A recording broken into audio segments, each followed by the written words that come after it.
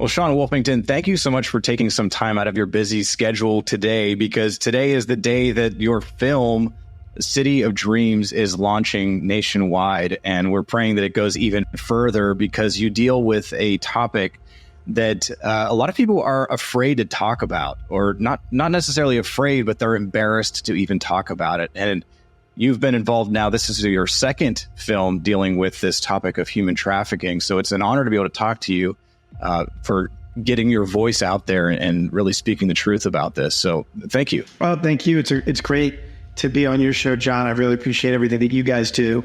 We're excited because City of Dreams opens today nationwide. And it's just a powerful and inspiring true story about a boy who had a big dream to be a soccer star that turned into a nightmare when he was sold into slavery to a sweatshop in downtown LA. Rise and shine, homie. Rise and shine.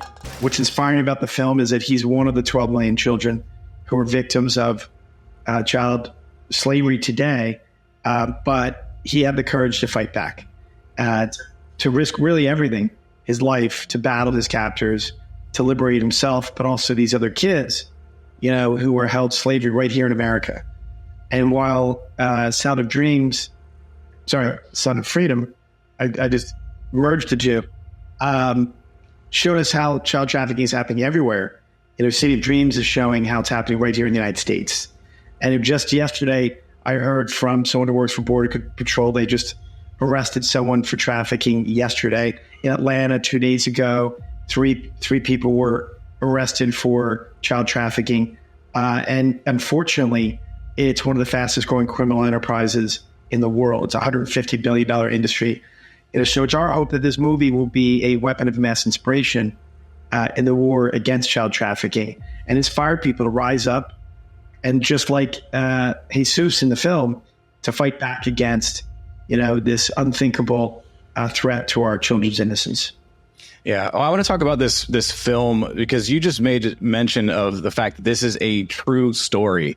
And tell me about how you got this story and were able to then turn this into a film, because a lot of times people that are victims of human trafficking don't want to share all the details and don't want to share all that. But this was a pretty dramatic story. How did you find this and then turn it into a script and then a screenplay and then eventually the film? Well, by the way, it is true, especially with child trafficking. Revealing identities and certain elements of the story or something that, we don't and can't do. But the story of City of Dreams really starts with the writer and the director. It was his inspiration. His own father was a child slave at the age of 7 in India. He came here to Los Angeles over 20 years ago with a mission to tell stories that could make a positive impact. And after his father passed away and his mother was on her deathbed, she advised him of her life insurance. And he had always wanted to tell the story, which is, again, partly inspired by his father's own experience, but other two real events that occurred in Los Angeles, specifically with kids being sold into a sweatshop and being held under armed guards. And, it took him about 6 years. His mother told him, to please use her life insurance to partly fund the film, because studios didn't want to fund it, just like Son of Freedom, and distributors didn't want to distribute it. So Mo Ramchandani, who's the writer-director, did a brilliant job with the movie, but he also did an incredible job with sticking with it. For 6 years, he never gave up. Just like the team with Son of Freedom, 8 years.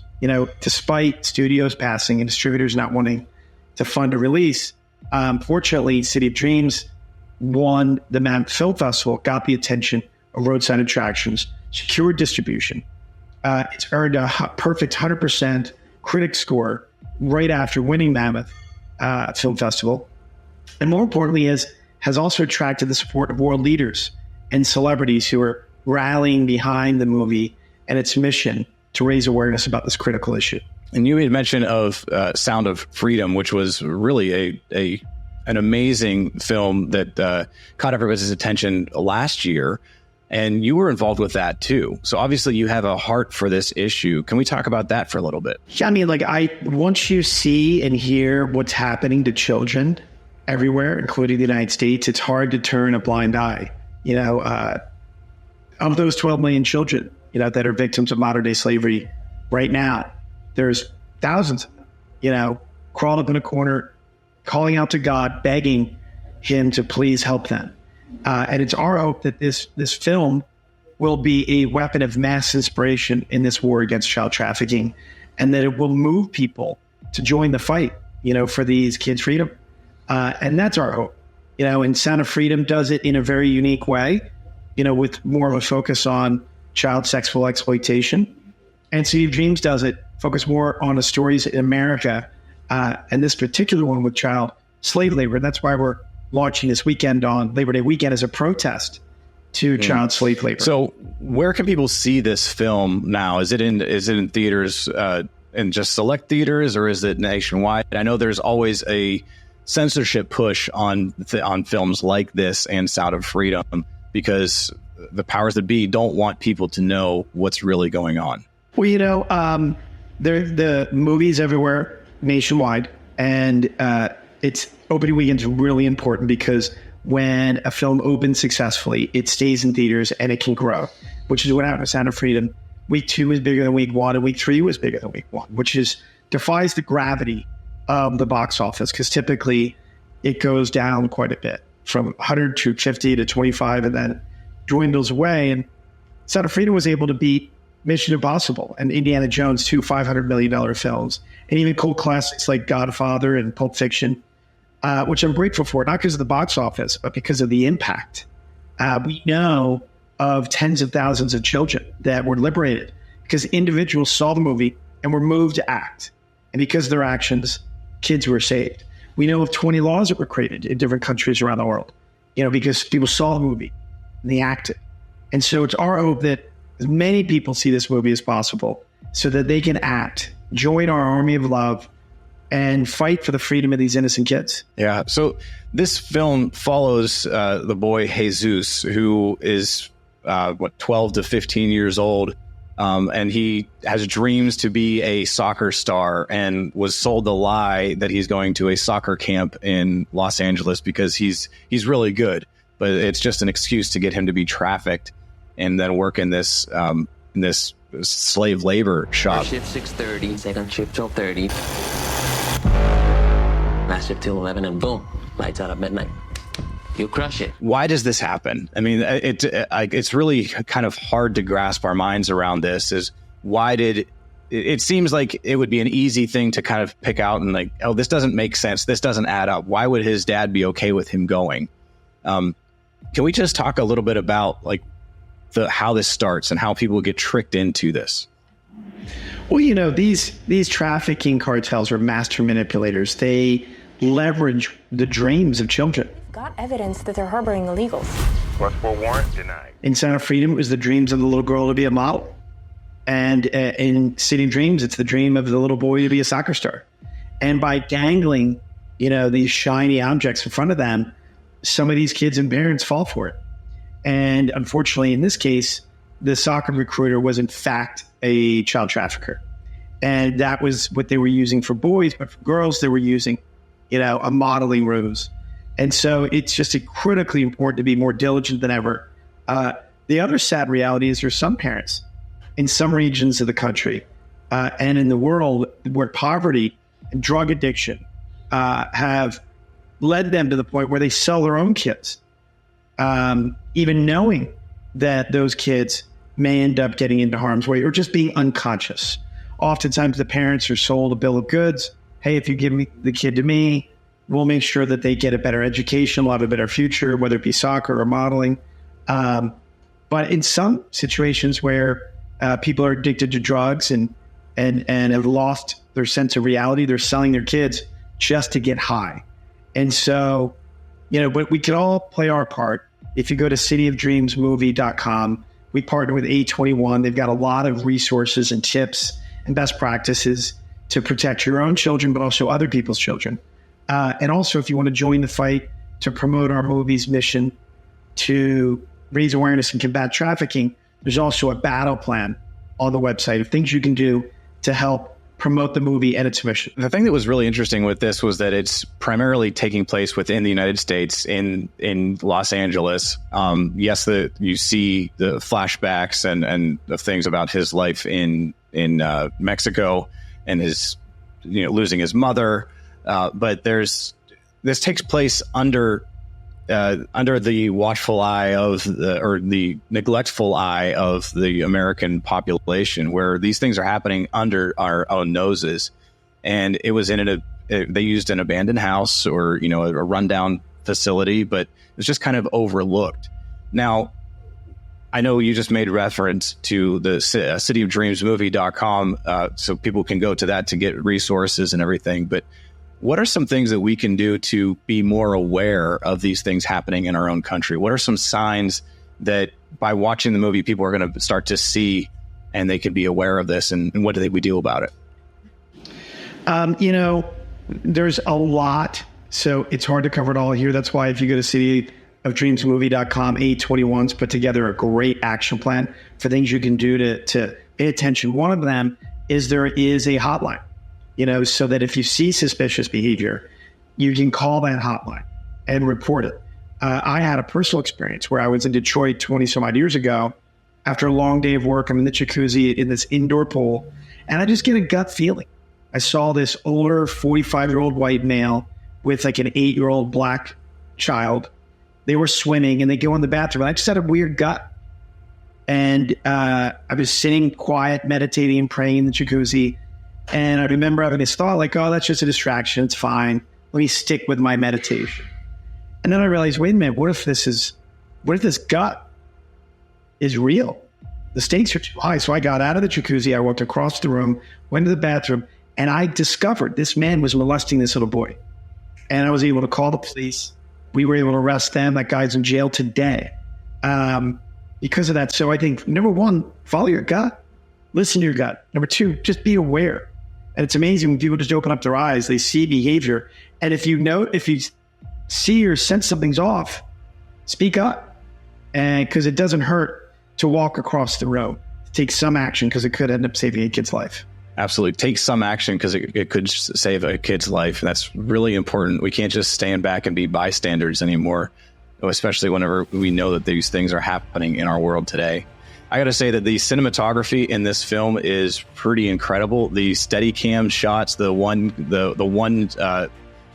shot that you have where you're literally following around it was a long shot. It was very well produced and choreographed with everything like that. It really built anticipation and just my heart was in my throat with a lot of these scenes, and the way that it was shot, it's really enjoyable, and really it feels like an action film, especially the chase scenes. Oh my goodness. I was curling up in my chair. Yeah. It's intense. I watched it with Tony Robbins in his home theater, and watching Tony watch it was more fun than watching the movie itself after having seen it maybe 100 times. But it really does redefine Edge of Your Seat. Mo did an incredible job. With cinematography, for sure. That was actually contributed by one of the leaders for Roma, who led the cinematography for Roma. The score was masterful by Lisa Gerard. She did the score for, or helped with the score for Gladiator. The talent that came together for this was unbelievable. Each of the performances were out of this world. And really, Mo did a great job keeping everybody together. And as a result, a lot of iconic filmmakers have joined the fight with us. Michael Phillips, who's an Oscar-winning producer, taxi driver, Encounters of the Third Kind.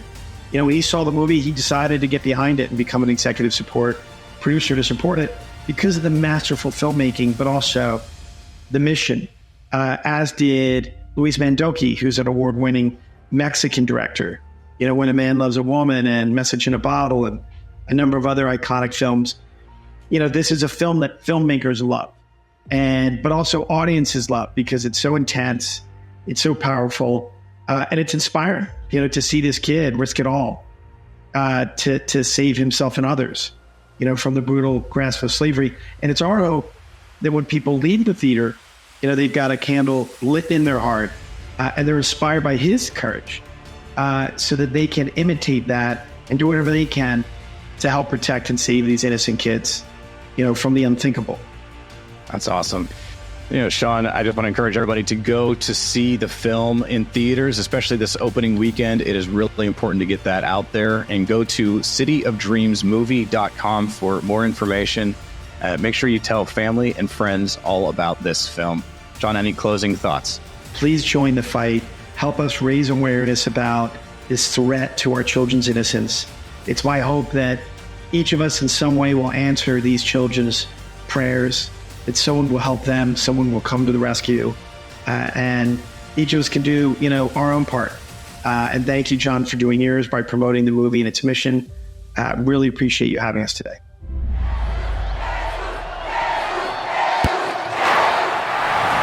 Jesús, échale ganas del otro lado. Atelintech mamá wiltia intonali. No tlacto catzine. Tihuel cuinacuilis intonali. Vamos, mijo. ¿Y el chamaco, cómo está? Está listo. Es bueno, es bueno. Es la decisión correcta para toda la familia. ¿Crees que mañana vas a salir a jugar a la cancha? No. Any reason you rolled through that stop? I'm sorry. That's your son?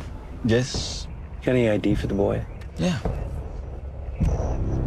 Watch the stops. To a 2018 red Mustang belonging to Rodrigo Ramirez. Rise and shine, homie. Rise and shine. First shift 6:30, second shift 12:30. Last shift till 11, and boom, lights out at midnight. You crush it. I know there's more of them in there. Well, fake passport isn't going to cut it. Yes, sir. These people have no criminal history whatsoever. Kind of busy shin. The busy kind. We've got evidence that they're harboring illegals. Request for warrant denied. Copy that. I'd quit poking around. Catch my drift?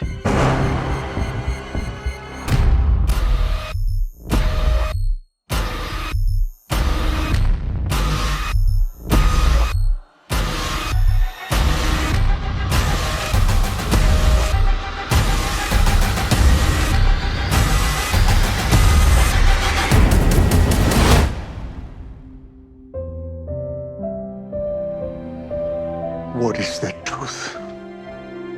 The truth is that as much as we want to be free, we live and we die together. This is America.